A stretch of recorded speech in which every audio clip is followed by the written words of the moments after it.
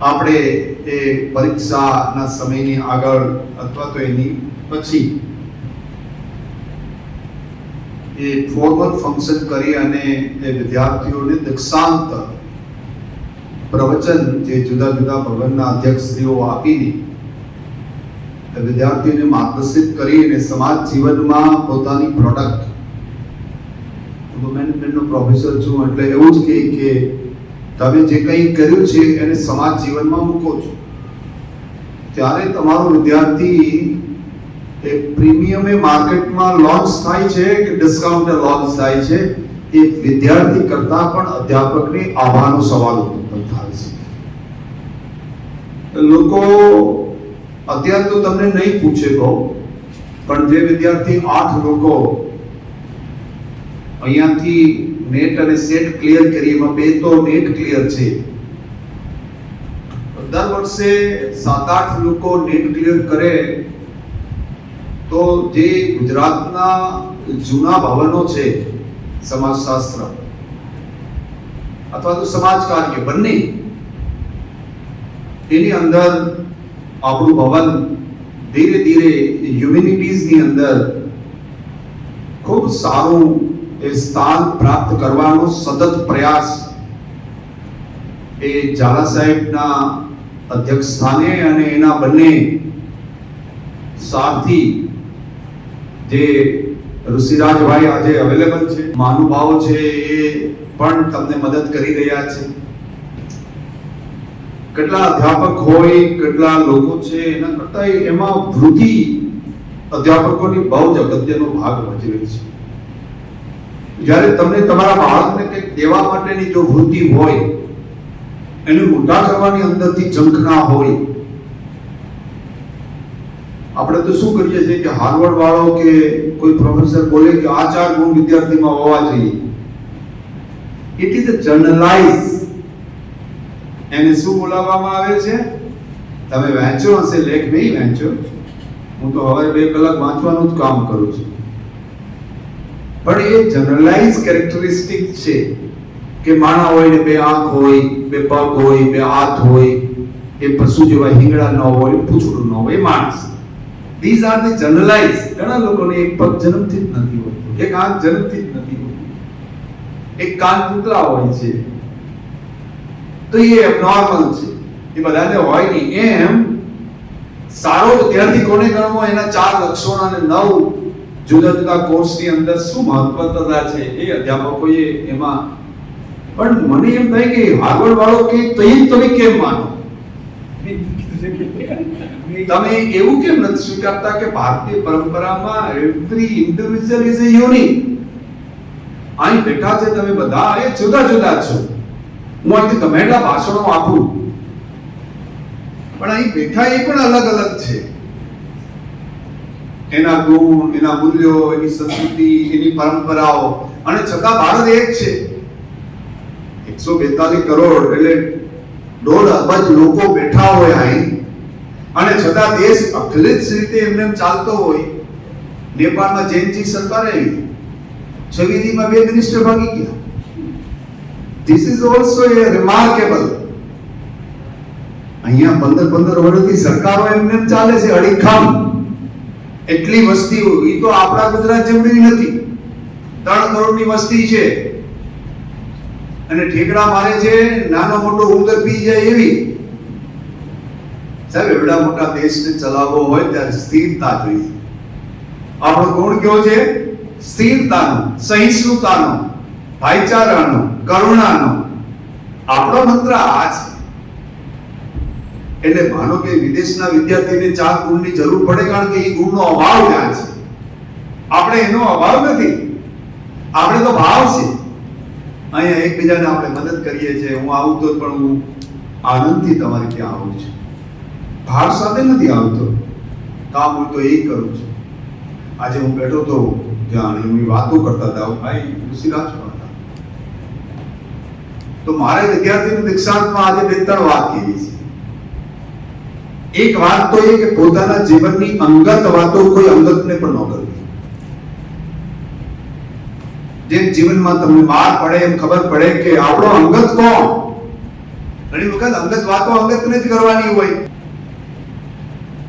અને બીજું કે આ દુનિયામાં મારાથી જ ચાલે છે એ અહંકાર પણ નહીં રાખવો જોઈએ, અને મારા વગર નથી ચાલતું એનો વેમ પણ નહીં રાખવો જોઈએ. આપણે બે આ ત્રણ પ્રક્રિયામાં આપણે હક્યા છીએ. મને બે એમ લાગવા માંડે કે આ યુનિવર્સિટી હું જ હલાવું છું, હું ન આવ્યો તો યુનિવર્સિટીનું થાતું તો એ મારો વેમ છે, અને હું જ ચલાવું છું, મારા વગર નહીં ચાલે એ મારો અહંકાર છે. મારે બેમાંથી મુક્ત થઈ જવું જોઈએ વહેલી તકે, તો જ તમારામાં સરળતા આવે. એવી રીતે પોતાના જીવનની ખાનગી વાતો કોઈને કહેવી નહીં, કારણ કે એનો દુરુપયોગ કરીએ તો તમારી પાસે કાંઈ હાથમાં નહીં રહે. અને દુરુપયોગ સમાજમાં થાય જ. અનુકૂળતા હોય ત્યાં સુધી ન કરે, પણ પ્રતિકૂળતા આવે અથવા સામે આવે ત્યારે એનો દુરુપયોગ થાય. ત્રીજી વાત કરવા માંગુ છું, હાર્ડ વર્ક. કામથી ભાગવું નહીં જોઈએ. કામથી ભાગવું ન જોઈએ. કામ ગમે તે હોય, નાનામાં નાનું કામ પણ આપણે કરવું જોઈએ. આપણે આજની જે પ્રજા છે, પ્રજા જીવન છે, જે જી છે, તમે તેમાં જ આવો. એકદમ હાર્ડકોર જૈન જી છે તમે, કારણ તમારો જન્મ બધાનો 96-97 માં થયો હોય એ પછીના સમયમાં, જે 2012 સુધીનો કોઈ નાના મોટા વર્ષાશયનો પ્રદેશ હોય એવો એકાદ વર્ષનો ગેપ હોઈ શકે. તો તમારી પાસે જે ગુણ છે એને તમારે મોટા કરવાના છે. કઈ ગુણ તમારો છે સૌથી સારો? કે તમે ઓન ધી સ્પોટ સ્પષ્ટ વક્તા છો. જે તમને ન ગમે એ બીજાને કહી જ દો. અમારી પેઢી નથી કહેતી. અમારે તો ઘરવાળાનું એવું થાય તો પણ ન કહેતા કીધી કોઈને. તમે તો નાનામાં નાની વાત કરી દો છો, તો એ બરોબર છે. પણ બીજી વાત તો તમારે ધ્યાન રાખવાની જૈનજીએ એ જરૂર છે. નાની નાની વાતોમાં ખોટું નહીં બોલવું જોઈએ. હાવ નાની નાની ઘટના. આજ સાહેબ હવે થઈ ગઈ કે હા ખબર ન હોય તો હા એમ કરીએ છીએ. આનાથી આપણે બધાએ મુક્ત રહેવું જોઈએ. જે ભણ્યું છે એને આ સમયમાં રિપીટ કરવું જોઈએ. જેને પ્રોફેસર થવું છે એને નેટ સ્લેટની તૈયારી કરવી જોઈએ, અને રિમાર્કેબલ પરિણામ તમારે લાવવું જોઈએ. મને લાગે કે ઘણા બધા કામ છે, હું સતત દોડધામમાં છું. તમને બધાને આ દીક્ષાંત સમારોહમાં ખૂબ તમને બધાને શુભકામના પાઠવું છું. ખૂબ તમે આગળ વધો, નીતિમત્તા રાખજો, નિષ્ઠા રાખજો, ગરીબ લોકોની સેવા કરજો, જન કલ્યાણનું વાત આવે ત્યારે એમાં અગ્રેસર રહેજો, અને સૌ સારા પરિણામ પ્રાપ્ત કરો, સારા માર્ક્સે પાસ થાઓ એવી શુભકામના.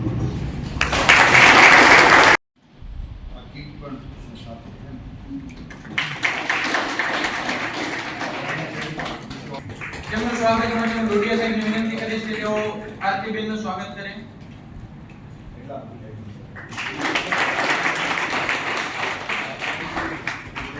ત્યારબાદ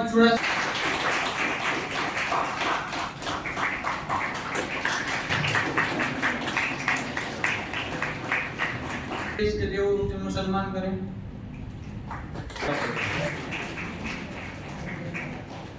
ત્યારબાદ પરમા ખેતલ જેઓ જીશેટની અંદર, ત્યારબાદ ખાનિયા દિવ્યા જેઓ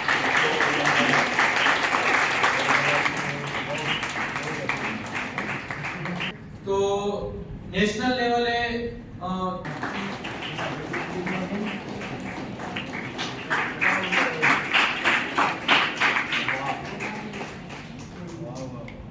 ખૂબ અભિનંદન. હાલમાં પીએચડી પૂર્ણ કરનાર અને આસિસ્ટન્ટ પ્રોફેસર તરીકે, ત્યારબાદ ડોક્ટર ત્યારબાદ તેમના સન્માન માટે હું આદરણીય વીસી સાહેબને વિનંતી કરીશ કે તેઓ તેમનું સન્માન કરે.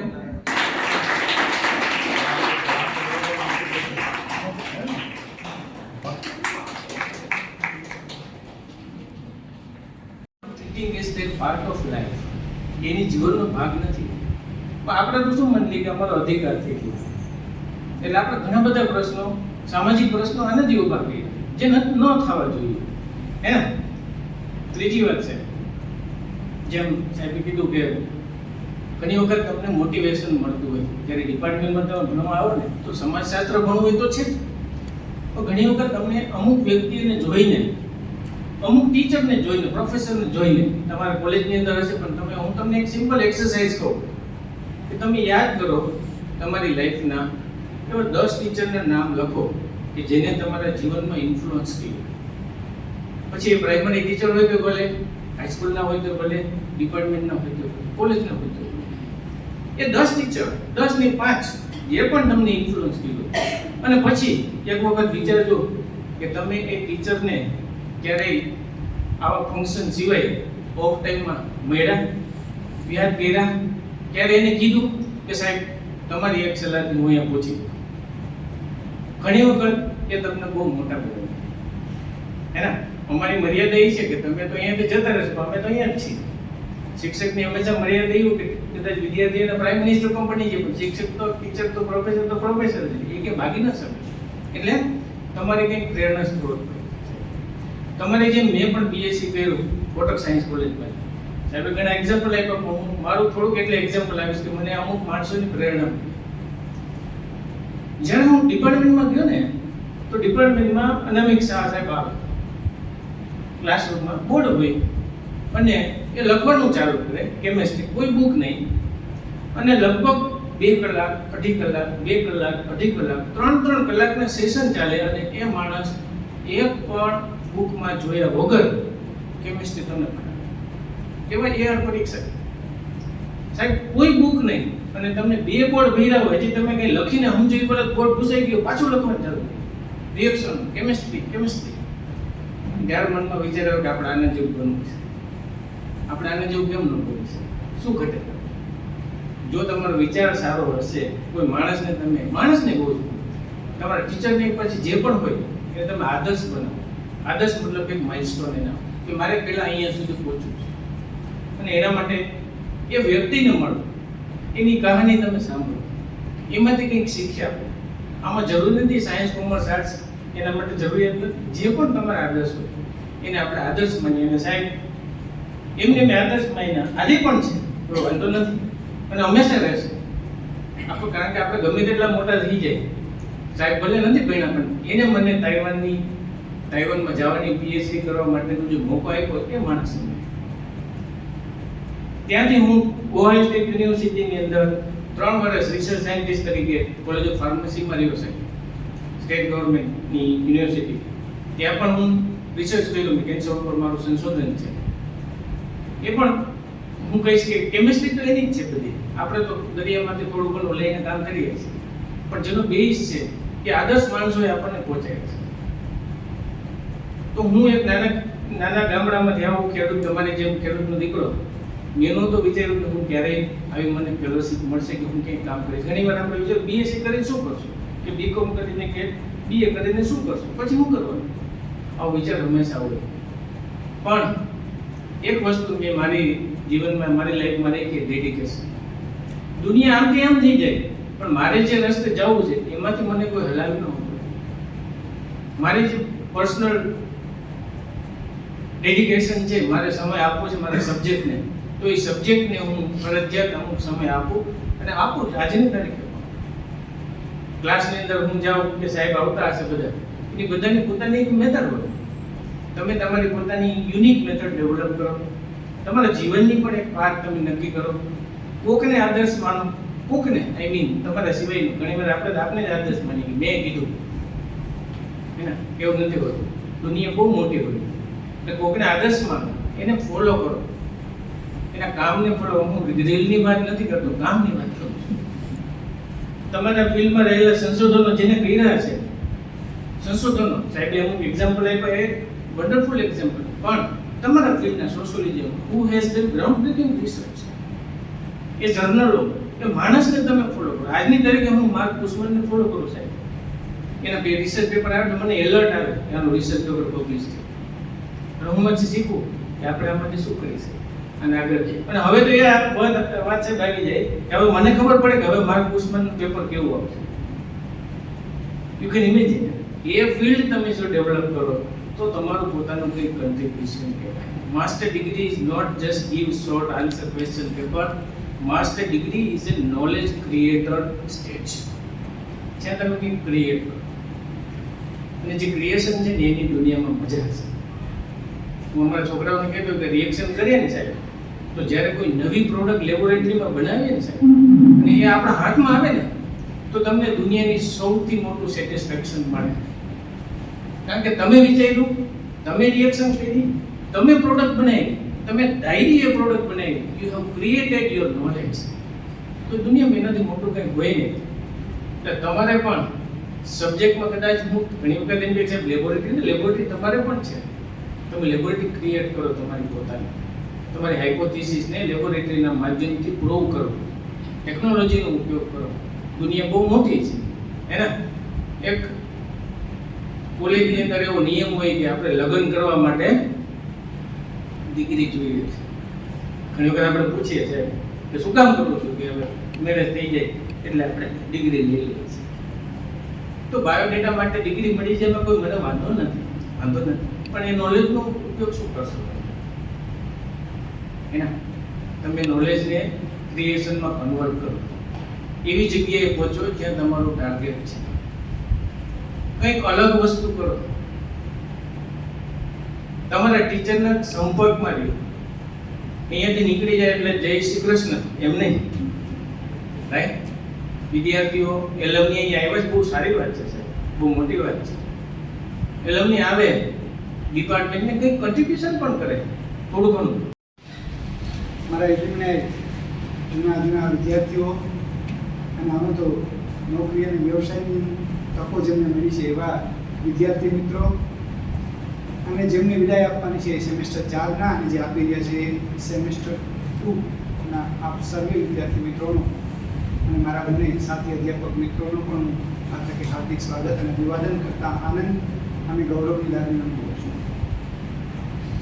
મિત્રો, સાહેબે જેમ કીધું એમ જબરજસ્તીથી આવો અને જબરજસ્ત બનીને જાઓ એવો દરેક વિભાગનો પ્રયત્ન અને પ્રયાસ હોય છે કે એમનો વિદ્યાર્થી અને હોતી જેમ છે કે તેમ કાયમી મારો પ્રયાસ એવો જ હોય કે તમે શ્રેષ્ઠ બનીને જાઓ. અને ક્યારેય બહુ નાની નાની બાબતોમાં ખોટું નહીં લગાડવાનું. ક્યારેક કોઈના મોઢામાંથી નીકળેલા શબ્દો સાચા પણ પડે. મારા મહેશને કાયમી હસતા મજાકમાં એમ કહેતા કે પ્રોફેસર મહેશ એટલે એકાદ બે વારી આમ અંદરથી એવું થઈ જાય એટલે મને કહે કે સાહેબ મારી મસ્તી થાય. એટલે મેં કીધું એ પણ સાચું પડશે. આજે સુભાષ યુનિવર્સિટીમાં એ અધ્યાપક તરીકે સિલેક્ટ થઈ ગયો તો એ સાચું. તો આવા સંઘર્ષો અથવા તો આવા વાક્યો પણ એને જે પોઝિટિવ લેવાની વાત છે ને એ છે કે આ આવું લેવાનું, હા થઈશ, એમાં ખોટું નથી. અને એ સંદર્ભમાં વિભાગ સતત પ્રયત્ન અને પ્રયાસો કરે છે. ખાસ કરીને વિભાગની જે આખું એક અહેવાલ સ્વરૂપે પ્રસ્તુત કર્યો એમાં આપણે આ વર્ષ દરમિયાન કેટલાક કામો જે શ્રેષ્ઠ ગણી શકાય એમાં ખાસ કરીને શોધ અને સંશોધનના ક્ષેત્રે, કારણ કે આ દિવસ એવો છે કે આપણા વર્ષની આખી પ્રવૃત્તિઓનો આપણે અહેવાલના સંદર્ભમાં જોઈએ છીએ. ત્યારે સાહેબ પહેલી વખત આપણે નેશનલ સેમિનાર ઇન્ટરનેશનલ પણ થઈ ગયા છે, પણ ICSSR સ્પોન્સર સેમિનાર આપણે યુનિવર્સિટીમાં પ્રથમ વાર આપણો વિભાગ લઈ આવ્યો અને ખૂબ સારી રીતે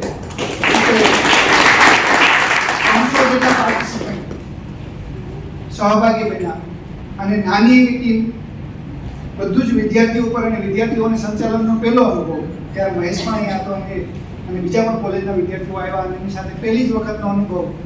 પણ એટલું સરસ આયોજન થયું કે જેટલા પણ લોકો નેશનલ કોન્ફરન્સમાં આવ્યા બહારથી પણ એમણે એની પ્રશંસા કરી અને એના આધારે જ અમને નેશનલ સ્ટેટ લેવલની પણ પરિષદ કરવાનું પણ વિચાર આવ્યો.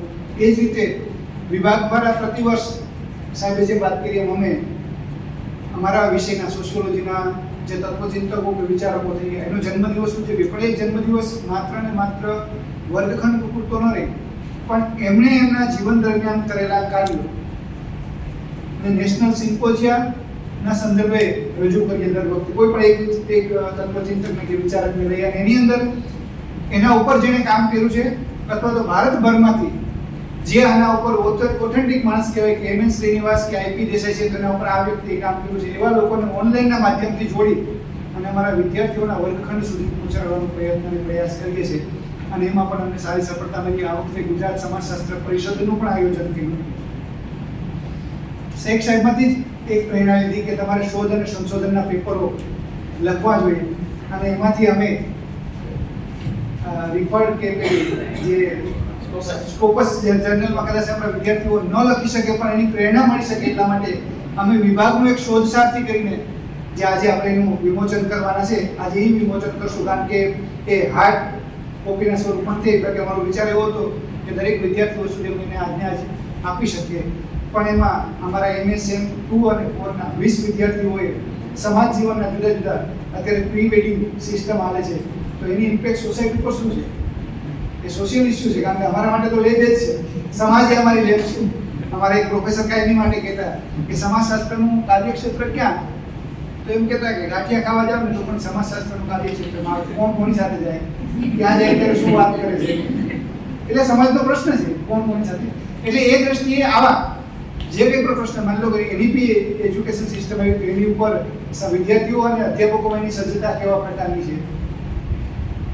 ટુરિઝમ છે તો ટુરિઝમની લોકલ કોમ્યુનિટી પર શું ઇમ્પેક્ટ પડે છે. એ જ રીતે જ્ઞાતિ એ અમારે ત્યાં અભ્યાસનું મુખ્ય કેન્દ્ર રહ્યું છે, તો ખાસ કરીને અહીંયા બિલખાની આજુબાજુમાં જે કોમ્યુનિટી છે એની સમાજમાં શું બદલાવ અને પરિવર્તન આવ્યું છે. આવા જુદા જુદા વિષયોને લઈને લગભગ 20 જેટલા જુદા જુદા ટોપિક સાથે અમારા વિદ્યાર્થીઓએ શોધપત્ર લખ્યા અને એને શોધ સારથી નામે આઈએસબીએમ નામનું શોધ પ્રકાશિત કર્યું છે. એટલે આ પ્રકારે જુદી જુદી એક્ટિવિટીના માધ્યમથી કર્યું છે. ખાસ કરીને સેવાકીય પ્રવૃત્તિઓ અમારી કેન્દ્ર બિંદુમાં રહી છે, અને એ માટે જ અમે આ વખતે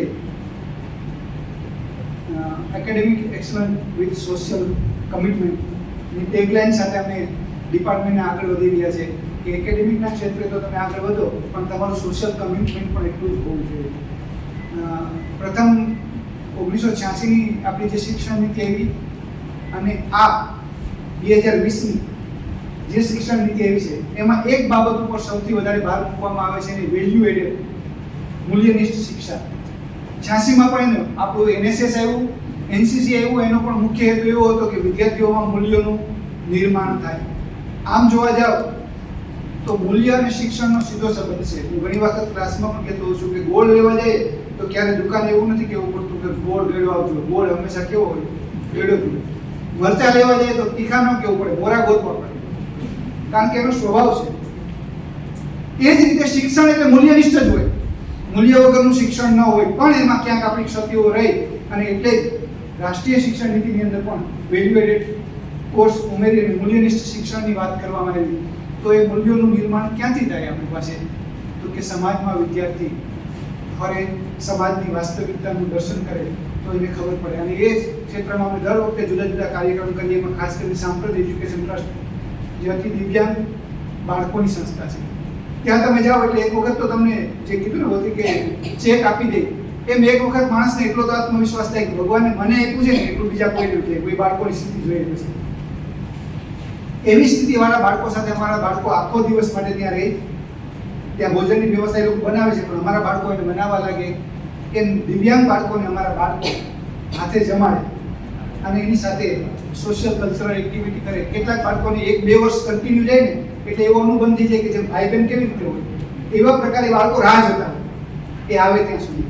તો એ કરીએ છીએ. આ વખતે ઉત્તરાયણની અંદર તલ ગોળ લાડુની જે વહેંચણી છે એ અમારા બાળકો સ્લમ એરિયામાં જઈને લગભગ 350 જેટલી જે બાળકો ક્યારે આ પ્રવૃત્તિ સાથે અથવા તો જેને ખબર નથી કે આ શું છે એ ત્યાં જઈ અને અમારા વિદ્યાર્થીઓએ એ ક્ષેત્રોનું પણ નિરીક્ષણ કરે એટલે ફિલ્ડ વિઝિટ પણ એની થાય અને સાથે સાથે સોશિયલ, અને બધા જ પૈસા વિદ્યાર્થીઓ પોતાની પોકેટ ખર્ચમાંથી કાઢે છે. પોતાની જે પોકેટ મની છે એમાંથી એ બાળકો તૈયાર કરે છે.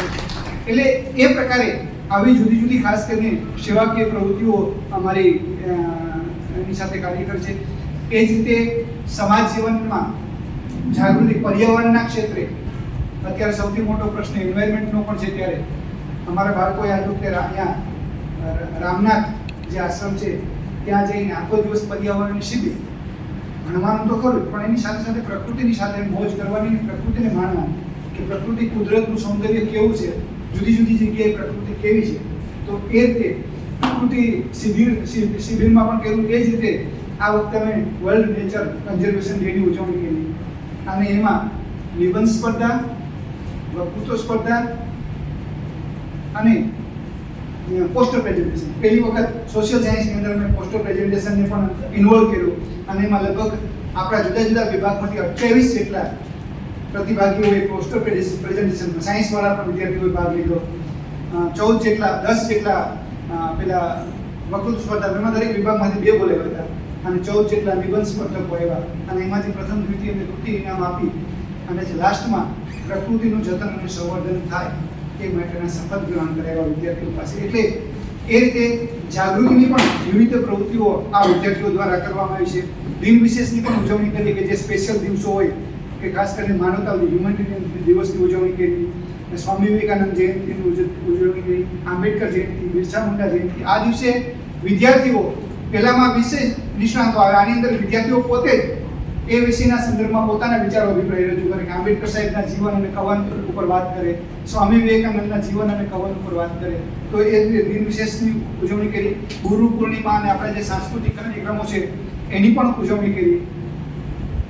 ટૂંકમાં વર્ષ દરમિયાન આવી વિવિધ સામાજિક અને સાંસ્કૃતિક પ્રવૃત્તિઓ કરી, સાથે જ ઇન કેમ્પસ થતી અમારી વિવિધ પ્રવૃત્તિઓ, ખાસ કરીને વાણિજ્ય અને વ્યવસ્થાપન વિજ્ઞાન દ્વારા ભારતીય જ્ઞાન પરંપરા ઉપર જે થયું એમાં લોકો ભાગ થયા.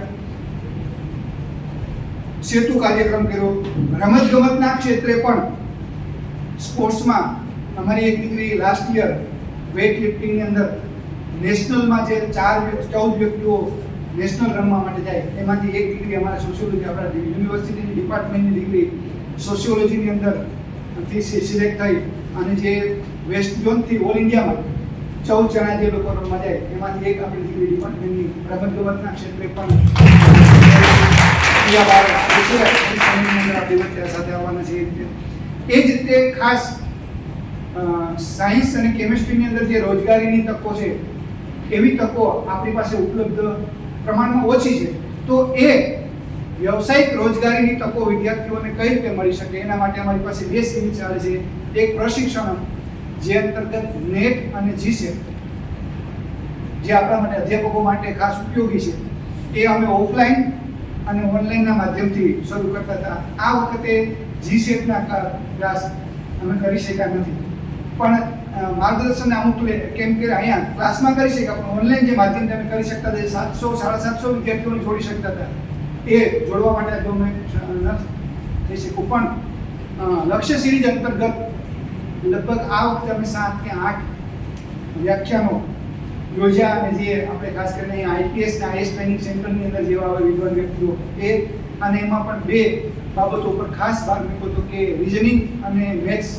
કારણ કે આપણા આર્ટ્સના વિદ્યાર્થીઓનું રિઝનિંગ અને મેથ્સમાં સૌથી મોટા પ્રશ્નો હોય છે. તો લગભગ 3 વ્યાખ્યાનો એવા કર્યા કે જે મેથ્સના જે પ્રશ્નો છે અને જે વારંવાર એ નેટ હોય, જીસેટ હોય કે સ્પર્ધાત્મક કોઈ પણ પરીક્ષા હોય, દાખલા તરીકે ઘડિયાળનો સમય કેટલા વાગ્યાનો, કઈ દિશામાં આવે તો કેટલું થાય, એવા જે પ્રશ્નો છે એવા બધા પ્રશ્નોને લઈને એક દિવસનું સેશન આખું 2.5 કલાક સુધી ઓફલાઈન મોડમાં વિદ્યાર્થીઓ સાથે આયોજન કરી અને એ રીતે કર્યું. એટલે કહેવાનો મારો ભાવાર્થ એ છે કે વ્યવસાય અને રોજગારલક્ષી વિવિધ તકો વિદ્યાર્થીઓને પ્રાપ્ત થાય એ માટેના પ્રયત્નો અને પ્રયાસો વિભાગ દ્વારા સતત થાય છે. વર્ગખંડનું અમારો વર્ગનું શિક્ષણ તો મળે, પણ એની સાથે સાથે સ્પર્ધાત્મક પરીક્ષાઓ માટે વિદ્યાર્થીઓ તૈયાર થાય એના માટે પણ પ્રયાસ કર્યો. સાથે જ શોધ અને સંશોધનના ક્ષેત્રે અમારે આઈસીએસ પેલું centre for social study Surat એ આના માટે ખૂબ કામ કરે છે. દર વખતે કેમ્પ થાય, અમારે 5 વિદ્યાર્થીઓ ત્યાં જઈને આવ્યા અને ત્યાંથી મને પ્રોફેસરનો ફોન હતો કે તમારા વિદ્યાર્થીઓ ભલે ગ્રામીણ ક્ષેત્રમાંથી આવે પણ તાકાતવાળા છે. અને એક દીકરીને તો એને ઓફર પણ કરી કે જો તમારે રિસર્ચ આસિસ્ટન્ટ તરીકે ટાઈમ પર બેઝ ઉપર અત્યારે કામ કરવું હોય તો અમે આપીએ, પણ એને પરમેનન્ટ અહીંયા પીએચડી વર્ક સાથે જોડાયેલી છે અને શોધ મળે છે. એટલે કીધું હું અહીંયા કારણ કે 11 મહિના માટે જાઉં એના કરતાં પીએચડી કાર્ય વધારે પૂરું કરે એવી રીતે. ટૂંકમાં ગ્રામીણ ક્ષેત્રમાંથી આવતા આપણા આ વિદ્યાર્થીઓ પણ સંશોધન અને શિક્ષણ અને સામાજિક સેવાની ક્ષેત્રે ખૂબ સારું કામ કરી રહ્યા છે. એનો કદાચ સંખ્યાની દ્રષ્ટિએ આપણી પાસે ઓછા અને મર્યાદિત છે, સ્ટાફના કેટલા ક્રાઇસિસ છે, એમની વચ્ચે પણ બધા જ વિદ્યાર્થીઓ પોતાનું શ્રેષ્ઠ, અને મેં હમણાં જે અવલોકન કરવાના છે એમાં પણ કે ગયા જ વર્ષની અમારી જે બેચ છે PhD હજુ આ વર્ષે પૂરું થયું, એમાંથી 5 વિદ્યાર્થીઓ આસિસ્ટન્ટ પ્રોફેસર તરીકે કોન્ટ્રાક્ટ બેઝ ઉપર જે જોબ ઉપર લાગી ગયા છે. એ પણ પ્લેસમેન્ટ કદાચ ઓછું છે પણ એ પ્રમાણમાં સારું ગણી શકાય કે એ પ્રકારની પ્રવૃત્તિઓ થઈ રહી છે. 10મું વર્ષ શરૂ થશે.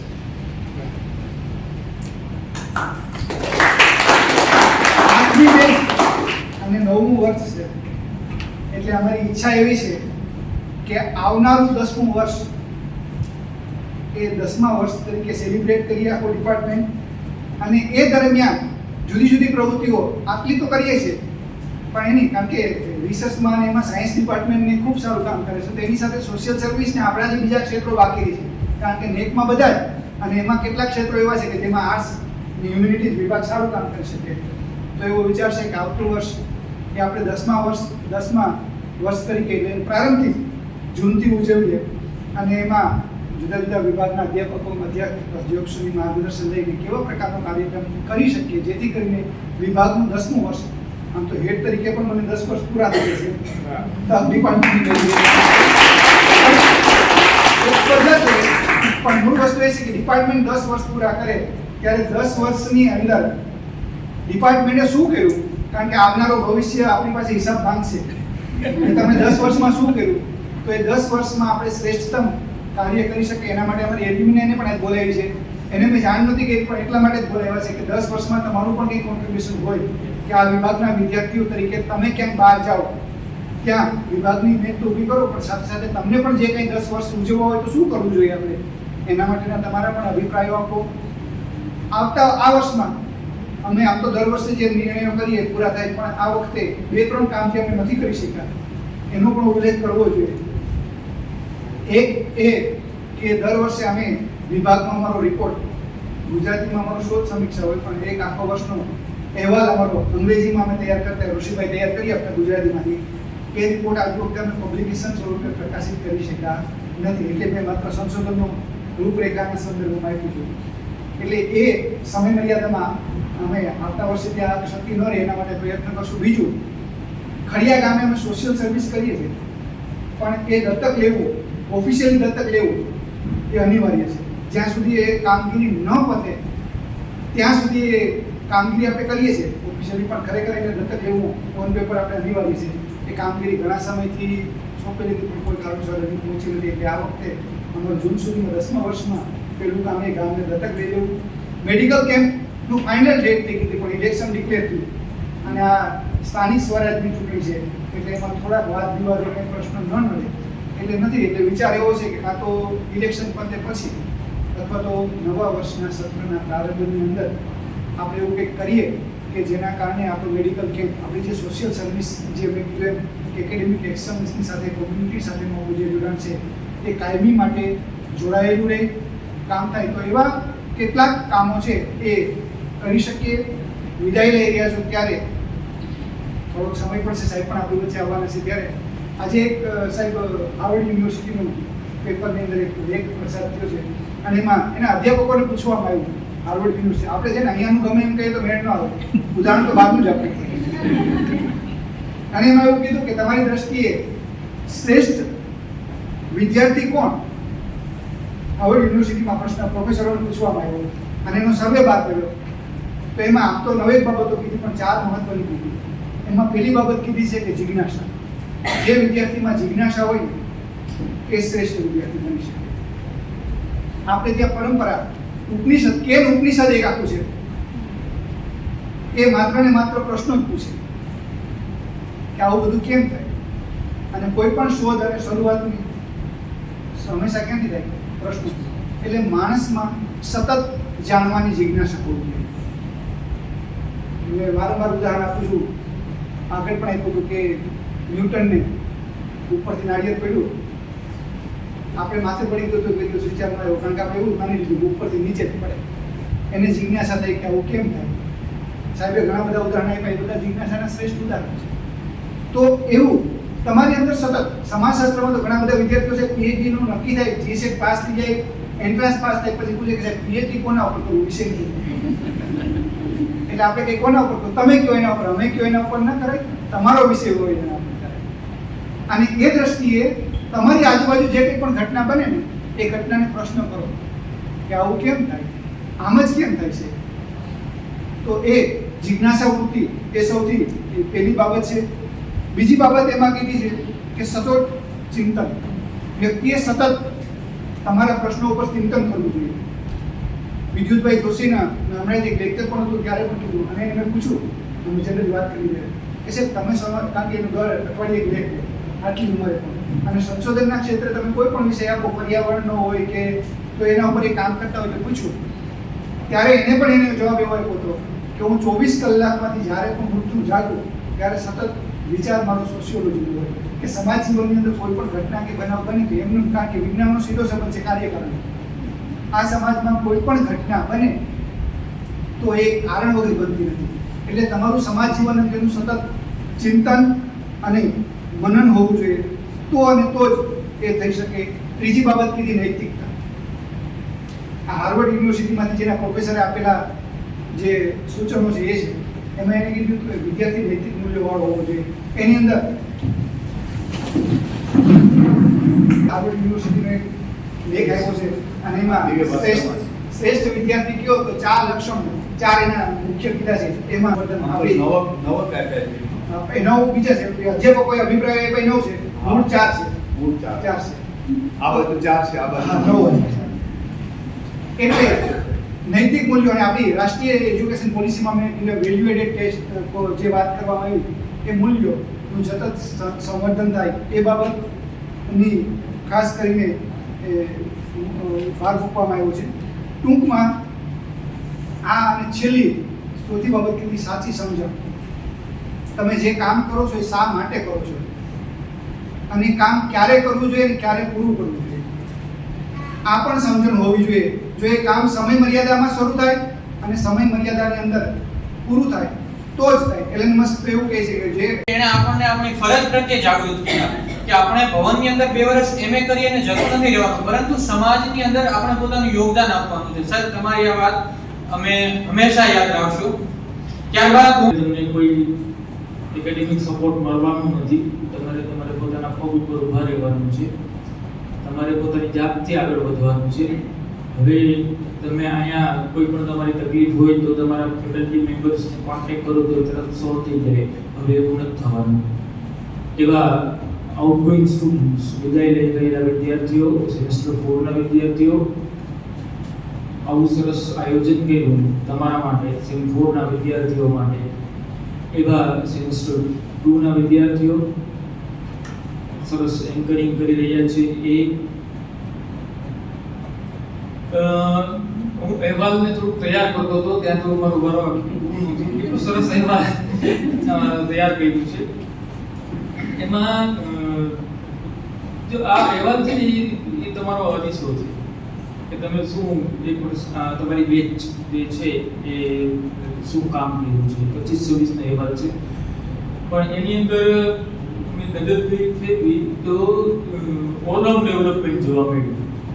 એમાં એકેડેમિક ડેવલપમેન્ટ પણ છે, એની અંદર એક્સટેન્શન એક્ટિવિટી પણ છે, એમાં રિસર્ચ પણ છે, એમાં ગ્રીન ઇનિશિયેટિવ્સ પણ છે, અને અલગ અલગ દિવસોને પણ યાદ કર્યા છે, અલગ અલગ વ્યક્તિઓને, સમાજશાસ્ત્રીઓને પણ તમે યાદ કર્યા છે, અને સાથે સાથે કરિક્યુલર અને કોઓપરેટિવ એક્ટિવિટીઝ પણ છે. એટલે આ બધી જ વસ્તુઓનું પ્લાનિંગ તમારા હેડ અને તમારા ફેકલ્ટી મેમ્બર્સ કેટલું સરસ કરે છે એ આ બતાવે છે.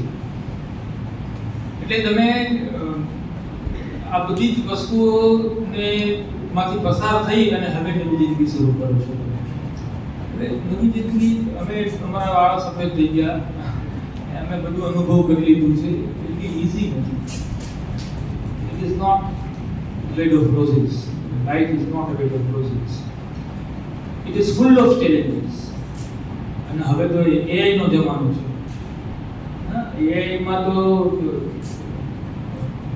મારા જમાઈ છે ને એમણે IIT ગુવાહાટીમાંથી કરેલું છે ટેક.